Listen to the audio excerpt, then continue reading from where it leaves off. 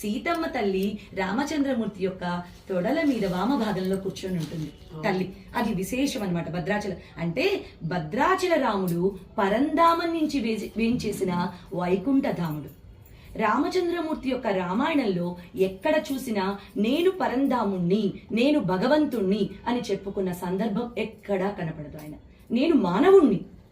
మునిలు ముని సంస్థుతాయ నమః అనే నామం చూస్తాం. అంటే మునులందరూ కీర్తిస్తారు. ఏంటి స్వామి, ఇన్ని వేల సంవత్సరాల పూజ యొక్క ఫలితాన్ని నీ దర్శన భాగ్యంతో మేము పొందగలిగాం.